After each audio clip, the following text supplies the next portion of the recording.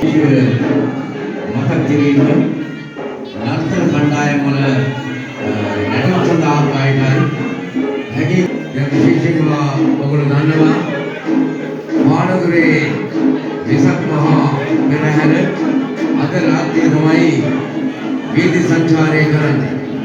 නන්දවර ශ්‍රී අභිනවාරාම විහාරස්ථානයේ අති ගෞරවනීය විහාරාධිපති රාජකීය පඬිත පූජ්‍යපාද දෙහිවල පියනන්ද අපේ නායක ආමතුරුන්ගේ සංකල්පයක් පවත්වන මේ මානදුරේ වෙසක් මහා පෙරහැර අද තම සාර්ථකව තම සුවල්ප මොහොතකින් අපිට පුළුවන්කම ලැබෙවි වේදි සංචාරය කිරීම සඳහා ගමන් ආරම්භ කරන්න.